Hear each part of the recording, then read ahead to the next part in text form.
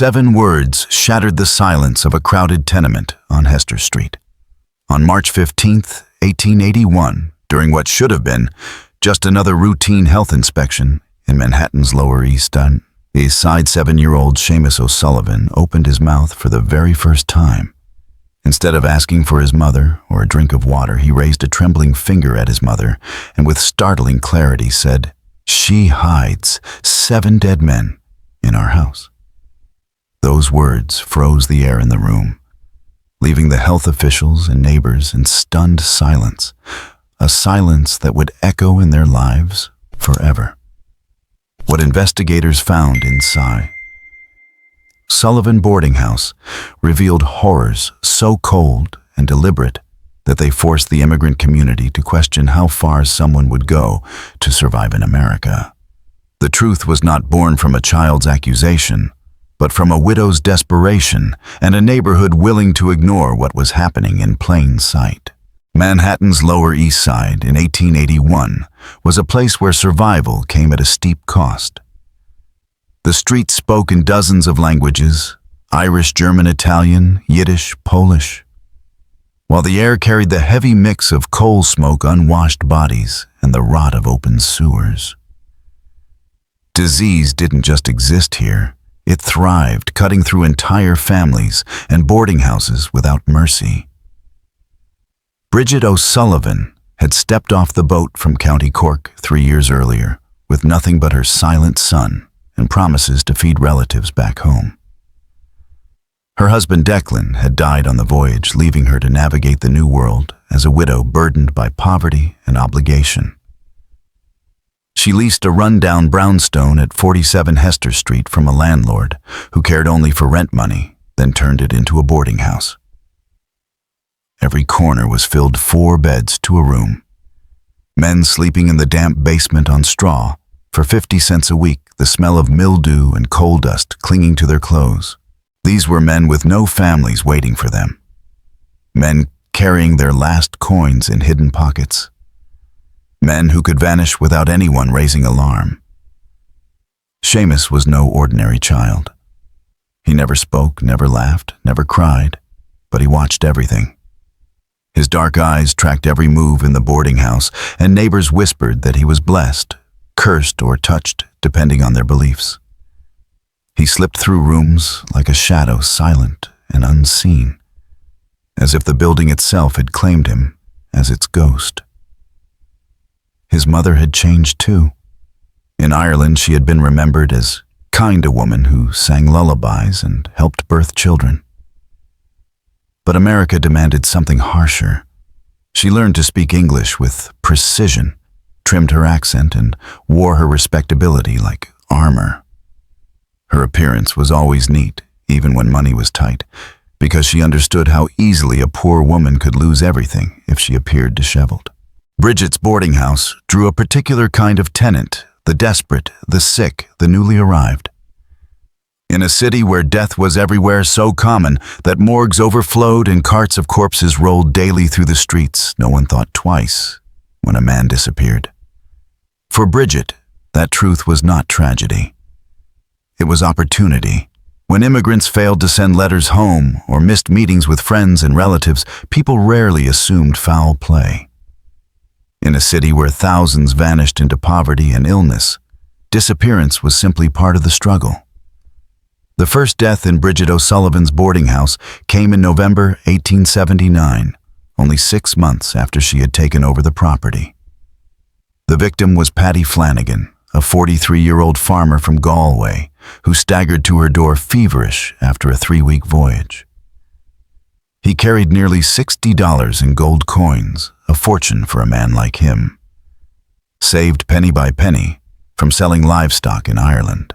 Too weak to climb the stairs, he took a basement bed determined to recover and start a new life. He often spoke of his dream of buying land in Pennsylvania, proudly showing other tenants the small pouch of coins that held his future. Bridget treated him with unusual care, serving him broth and medicine, winning his gratitude and trust. On his 4th night, just as his fever broke and his hopes rose, she brought him a special tea, an old Irish tonic she claimed to restore his strength. From the shadows of the basement stairs, little Seamus watched as his mother coaxed Flanagan to drink. The boy, small and silent as always, was nearly invisible, his wide eyes fixed on the scene. Flanagan downed the cup, thanking Bridget warmly, even promising to recommend her house to fellow immigrants. Within hours, his body convulsed in violent spasms. He clawed at his throat, his face distorted in agony, yet no sound escaped his lips. Other men rushed to his side but assumed the fever had returned. Bridget arrived moments later with clean sheets kneeling beside him, whispering prayers in Gaelic, appearing to the tenants as a woman of mercy. Only Seamus noticed the subtle slip of her fingers into Flanagan's coat pocket, retrieving the pouch of coins as the man slipped into silence forever. By sunrise, Flanagan was dead. Bridget quickly explained to the others that it was common for immigrants already weakened by the voyage to relapse fatally. With the city overwhelmed by death, her explanation went unquestioned. The registry listed the cause as consumption and malnutrition, and Bridget assured the tenants she had arranged his burial in Calvary Cemetery in Queens. The truth was far different. That night, once the house was asleep, she dragged Flanagan's body to a hidden sub-cellar she had discovered when first leasing the building. The narrow entrance behind the furnace led to a stone-walled chamber once used as cold storage. Cool, dry, and out of sight, the space was perfect for secrets. Bridget had already prepared it, lining the floor and walls with quicklime under the pretense of home repairs. She wrapped the body, layered it with lime, and sealed it away, convinced she had done no wrong. In her mind, she hadn't murdered Flanagan, but merely hastened a death that was inevitable. His money, she reasoned, would not be wasted, but used to keep herself and her son alive, and to support kin still starving in Ireland. From the basement stairs, Seamus had watched every moment. He couldn't fully grasp what his mother was doing, but something deep inside told him it was wrong. Already traumatized by his father's death, the horror of seeing another man taken in silence drove him further inward. Words failed him, and he sank deeper into the shadows of his muteness. That night set the pattern. Bridget had found a method, and over the next 16 months, 6 more men would die in her house. Always the same type, newly arrived, visibly ill, carrying their life savings. Always the same ritual, her personal attention, a special tonic or remedy, a sudden collapse, and a quiet burial. No one questioned. In January 1880, Klaus Weber, a German clockmaker with $80 sewn into his coat lining, succumbed to Bridget's care.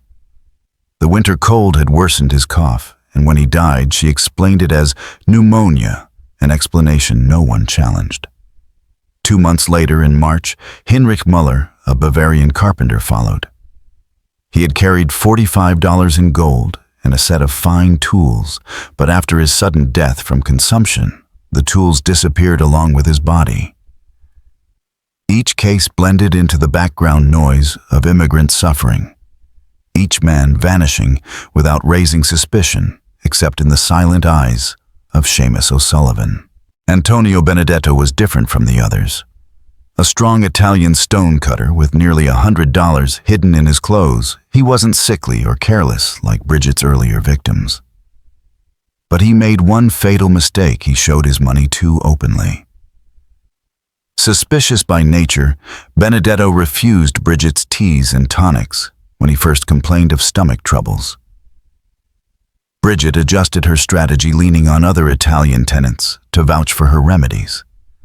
Only after he was doubled over from what looked like violent food poisoning did he finally take the medicine she offered. The cruel irony was that Seamus had already seen his mother slip poison into Benedetto's food days before. By summer 1880, Bridget had become far more careful. She had built connections with 3 undertakers, cycling between them, so no one would notice a pattern. To each, she told the same story, that she represented a charity that helped poor immigrants get burials.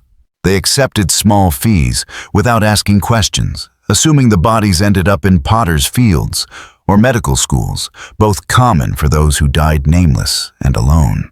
Seamus's silence grew heavier. By now he had built a secret world of hiding places throughout the house spots where he could watch without ever being seen. He began categorizing the men who came through their doors, safe ones with no money, and dangerous ones who carried cash or valuables and looked weak enough to fall ill. His eyes tracked everything, his silence stretching into a private language of fear. The neighborhood outside was shifting too. Health inspectors, part of the newly formed Board of Health, were sweeping through tenements with more regularity, worried about outbreaks of cholera, typhus, and tuberculosis. At first, Bridget panicked, but soon realized she could use their presence to strengthen her facade. Inspectors weren't interested in past deaths, only in sanitation and disease prevention. She began keeping flawless records, writing down when tenants arrived, what illnesses they showed, and when they died. These neatly kept books, which she proudly shared with officials, painted her as a landlord who cared about her tenants and handled tragedies with dignity. In reality, the records doubled as her hunting ledger, tracking who might make the best next victim. Seamus, meanwhile, was unraveling. Neighbors whispered about the boy's strange habits, lining up objects in precise patterns, checking doors and windows again and again, staring at walls for hours, as if he saw something no one else could. His dark eyes carried a weight far too old for his face. When Dr. James Kellerman, a German physician who occasionally treated tenants, visited in September 1880, he noticed Seamus immediately. The boy's behavior reminded him of children who had endured severe trauma. He suggested specialized care, mentioning new treatments for emotionally shocked children. Bridget smiled politely, but refused. She knew that any attention drawn to Seamus could open doors she wanted firmly shut. From that point on, she restricted his contact with outsiders, explaining to others that he was shy and uneasy around crowds. Her killings escalated. In October of 1880, 2 men died within weeks of each other. James Crawford, a Scottish textile worker, was known to be healthy and full of plans, carrying $70 he had earned in Massachusetts. His sudden collapse startled other Scots, who had promised to help him find work. Days later, Eric Lindfist, a sturdy Swedish laborer, followed. Distrustful of Bridget, he had insisted on buying his own food. But when he fell violently ill with cramps and vomiting, desperation made him accept her remedy. He was dead within hours. For the first time, murmurs began to spread among tenants. Healthy men were arriving with money and dying far too quickly.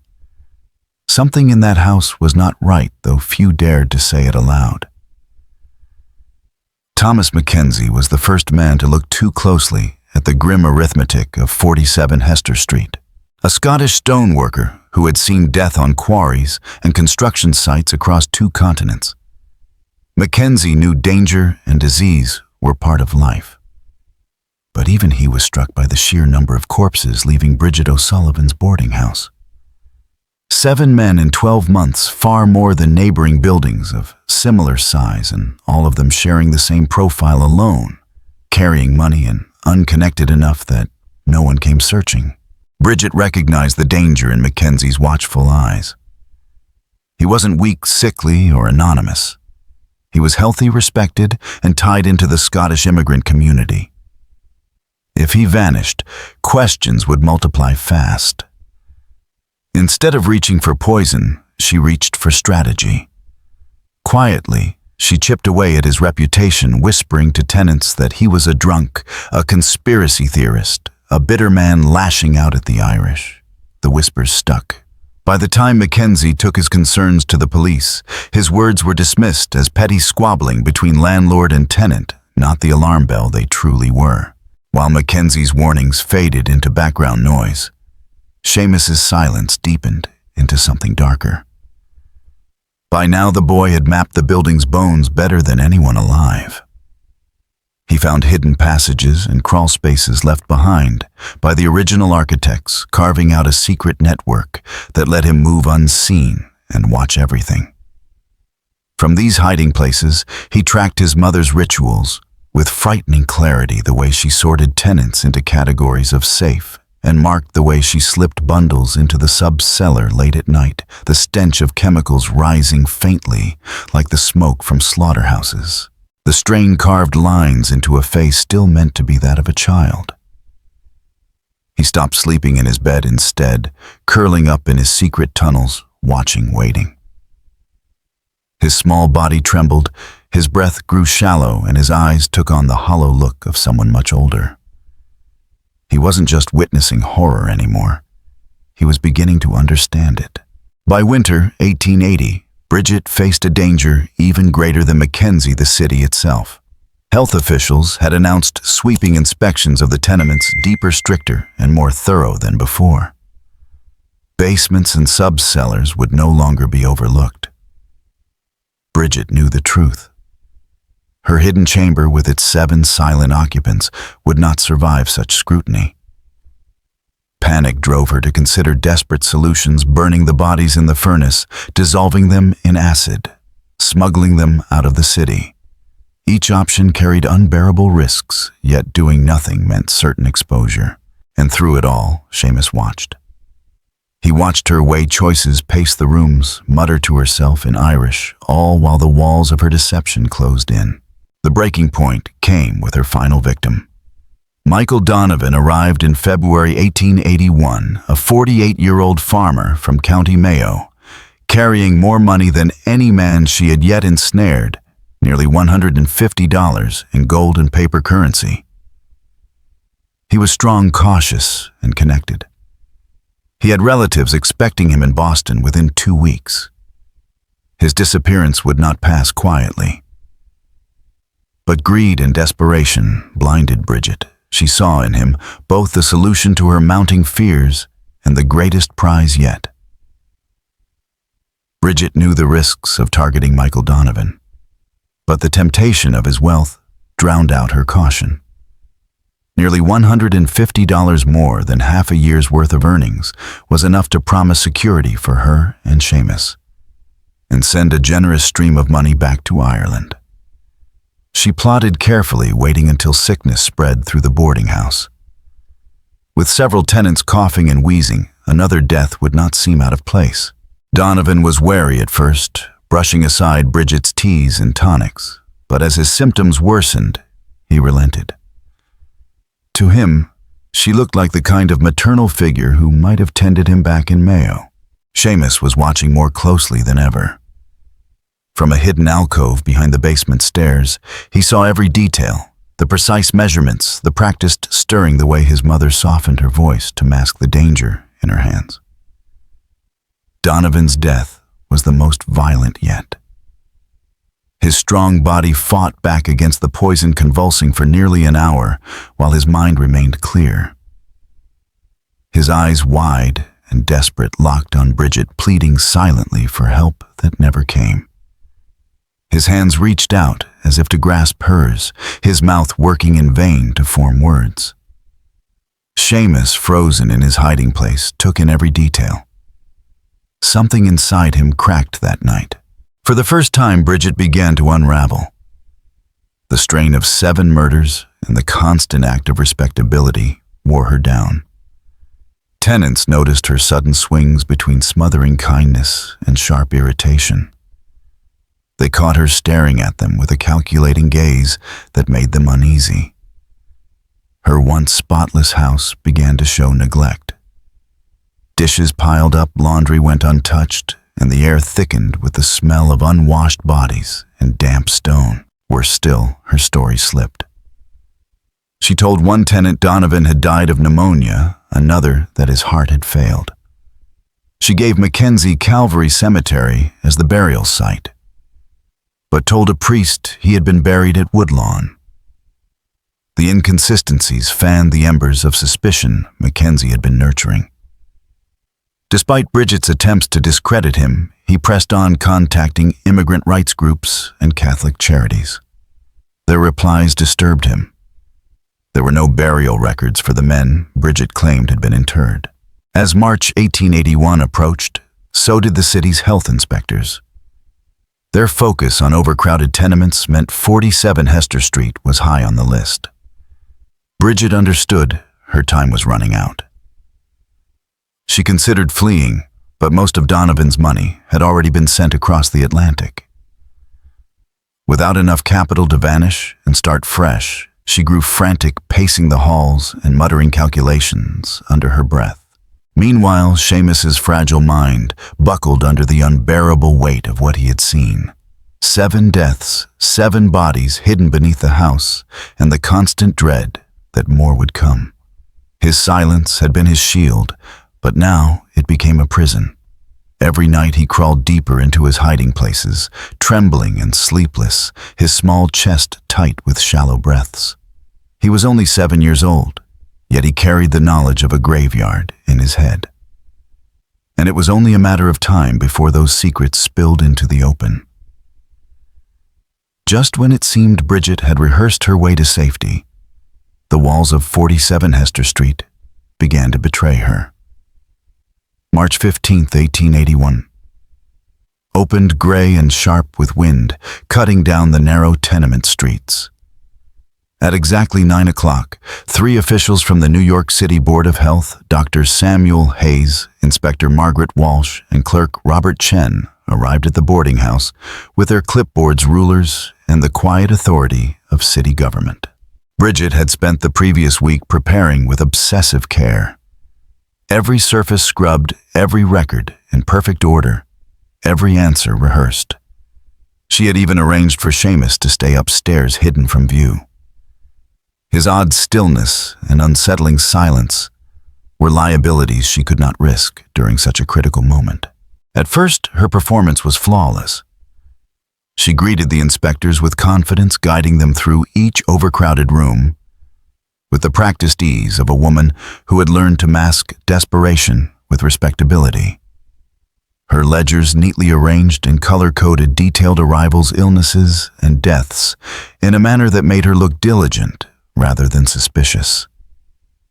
To the casual eye, she was not a predator, but a landlord battling poverty with discipline and compassion. Dr. Hayes found himself grudgingly impressed.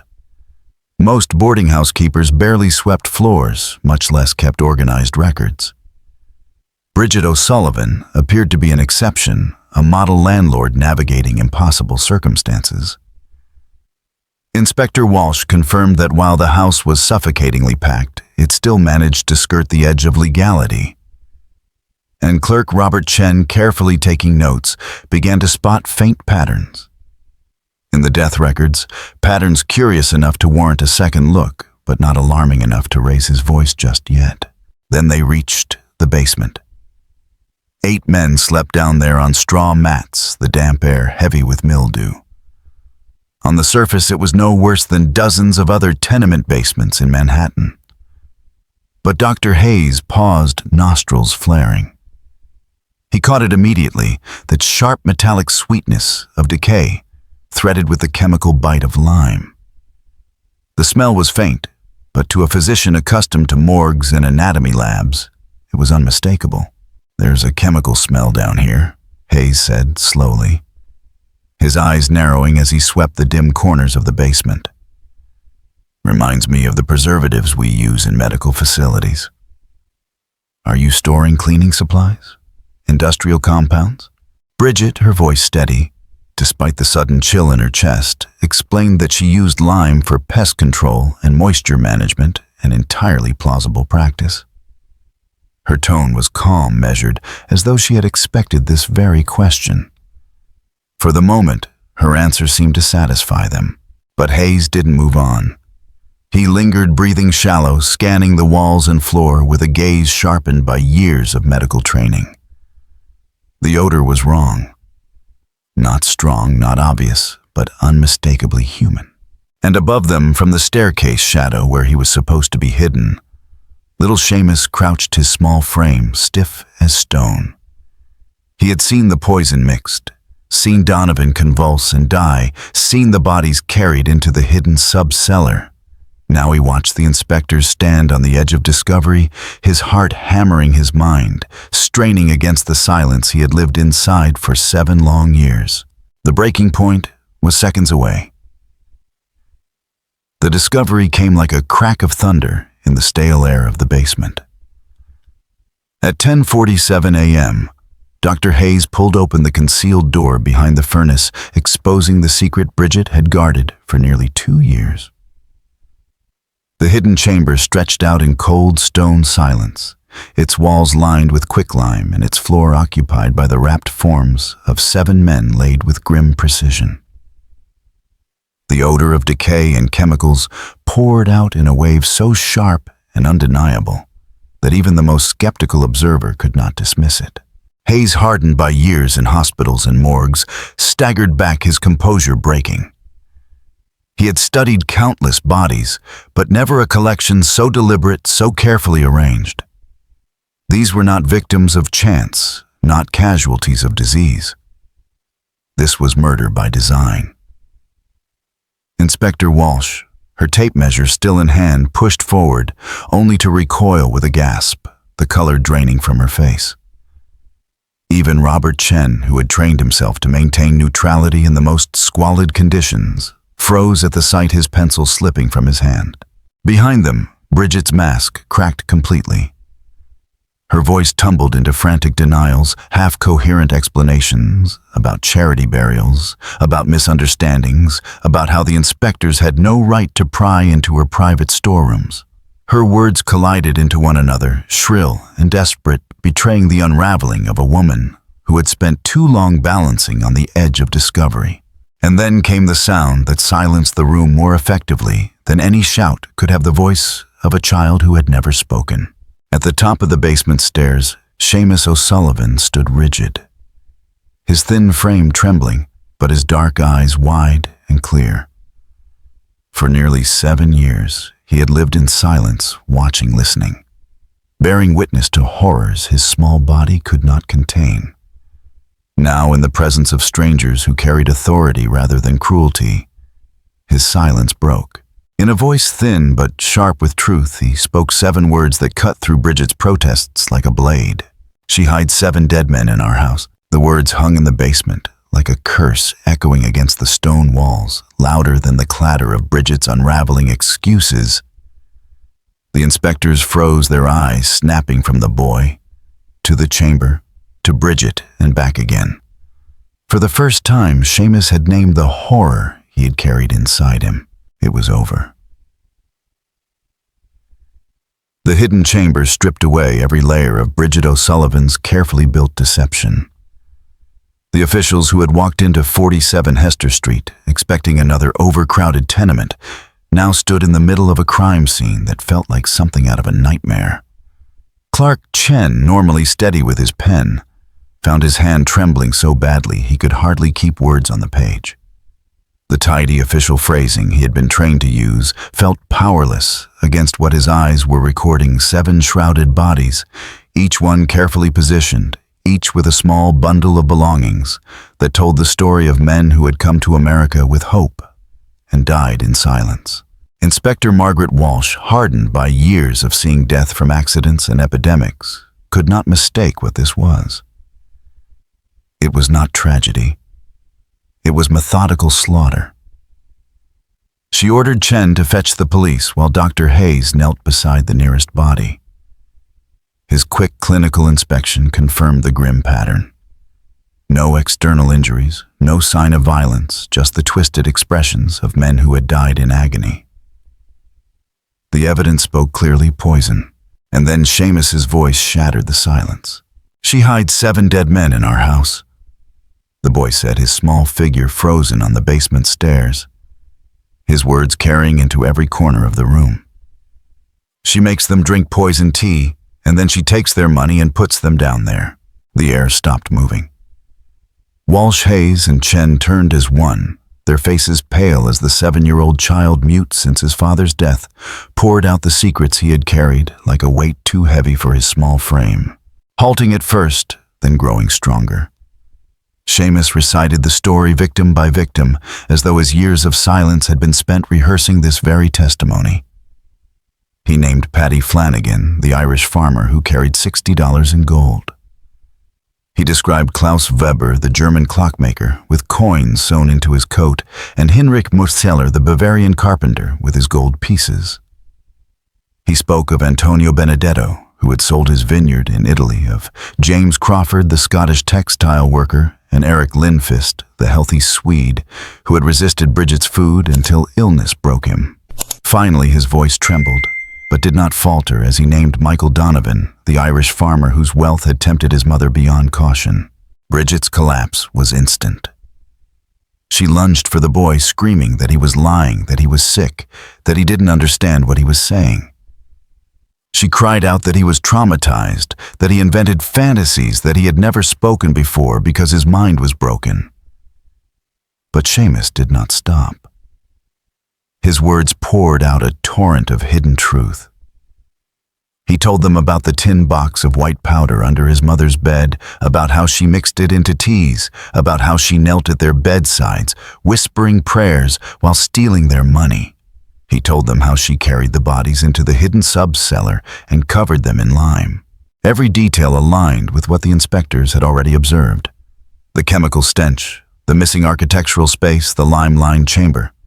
Dr. Hayes, trained to distinguish between truth and trauma, recognized what he was hearing, the clear, unfiltered memory of a child who had witnessed everything, but had never before found the voice to tell it. At that moment, there was no longer any doubt. Bridget O'Sullivan's empire of silence had collapsed, not under the weight of inspections, not under Mackenzie's suspicions, but by the breaking of her own son's voice. Bridget O'Sullivan's arrest marked only the beginning of a scandal that would grip New York City like few others in its history. By the time police secured the boarding house, Seamus's testimony had already provided investigators with a roadmap. Every detail he offered, from the painted tin box under his mother's bed to the descriptions of watches, letters, and coins, was confirmed in rapid succession. Detectives recovered nearly $300 in cash and valuables, each item traceable to one of the men buried beneath the house. The ledger they uncovered in her room sealed the case. Written partly in English, partly in Irish Gaelic, and laced with strange coded symbols, the book read less like a household account and more like the operational manual of a predator. Each entry cataloged a man's health, wealth, and potential to vanish unnoticed. Klaus Weber was noted for his worsening cough and lack of family in America. Michael Donovan was flagged as strong double dose required. Others were appraised with chilling practicality. Their tools, their coins, even their personal letters reduced to assets in Bridget's cold calculations. It was proof of deliberate premeditation, not desperation-fueled accident. Detective Captain William Murphy expanded the investigation to 12 officers fanning out across the Lower East Side. They spoke with undertakers Bridget had employed, shopkeepers who had sold her lime and medicines, and neighbors who admitted with shame that they had long harbored quiet doubts. The picture that emerged was of a woman who had manipulated not only her tenants, but also her entire immigrant community. She cloaked suspicion in guilt, insisting that questioning a death was disrespectful, even traitorous to the Irish. Thomas Mackenzie, the Scottish worker who had been dismissed as paranoid and drunk, now stood vindicated. His records of unusual death rates at 47 Hester Street provided essential corroboration, and his testimony revealed the subtle ways Bridget had silenced dissent. She made us believe suspicion was betrayal, Mackenzie told investigators. She said we Irish had to stand together, that outsiders were eager to accuse us of every crime. To doubt her was to betray our people. In the weeks that followed, the press swarmed the story. Papers dubbed Bridget the Hester Street Banshee and the tenement poisoner, casting her as both a symbol of immigrant desperation and a warning of hidden dangers lurking in the city's crowded slums. Editorials debated whether she was a monster born of poverty or a calculating killer who exploited it. At the center of it all was Seamus the mute boy, whose first words in 7 years had exposed his mother's secret. Reporters called him the silent witness, painting his testimony as both miraculous and tragic. Doctors confirmed Dr. Hayes' assessment. Seamus's mutism had been a trauma response, his sudden recovery triggered by the unbearable pressure of secrets finally finding release.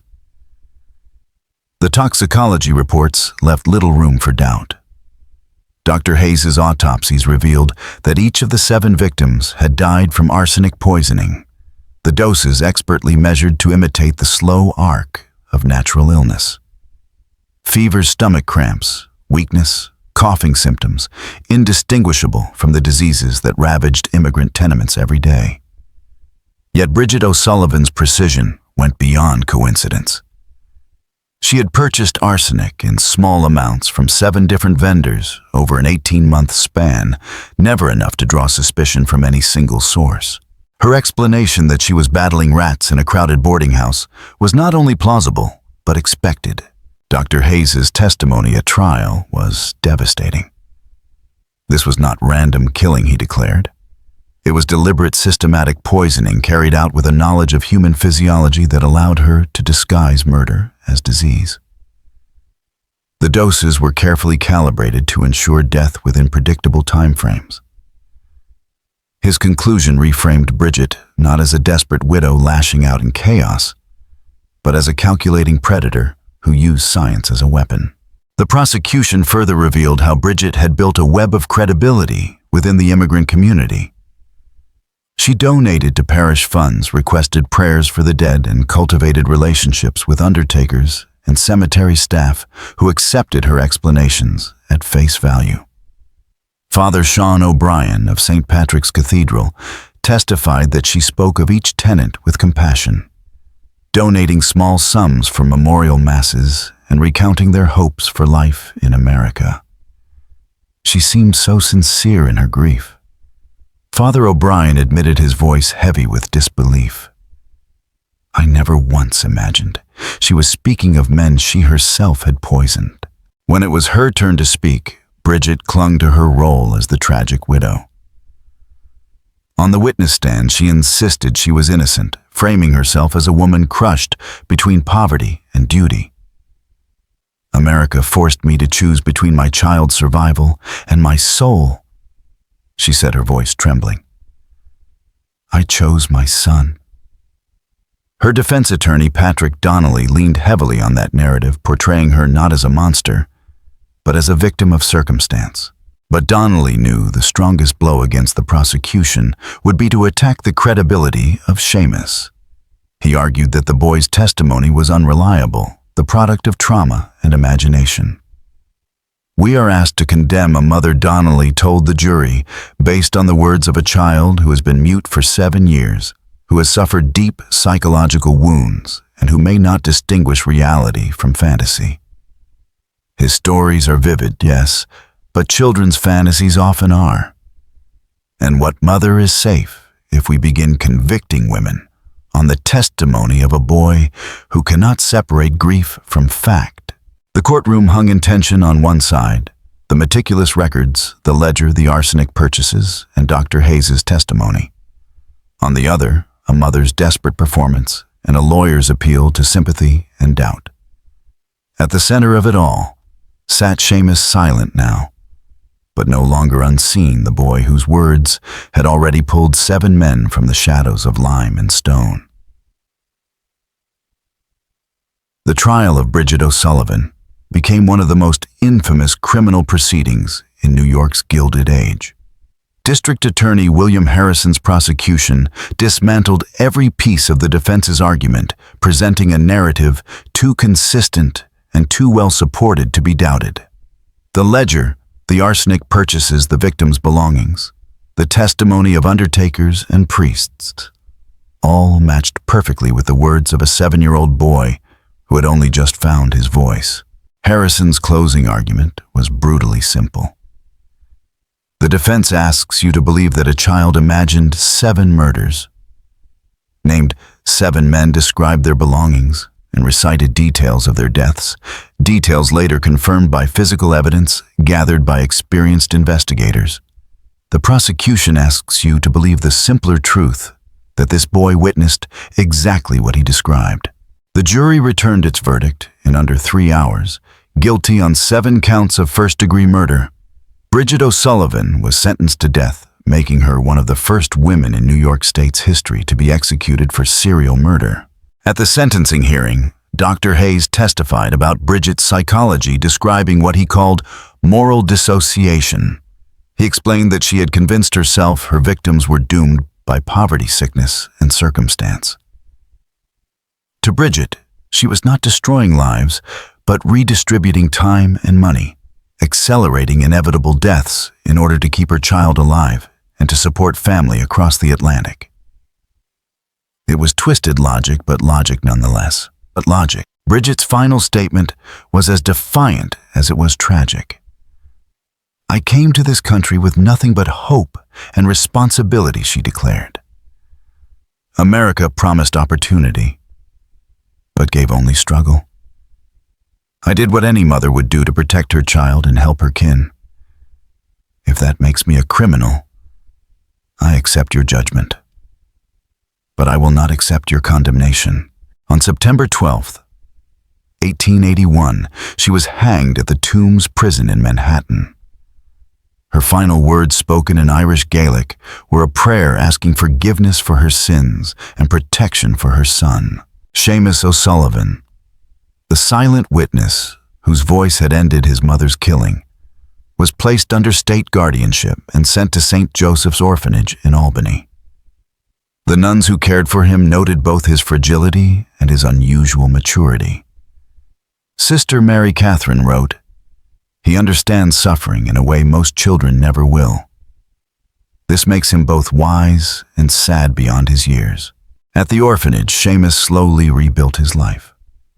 His mutism never returned, though he remained quiet by nature, speaking only when necessary and often preferring to communicate through observation or art.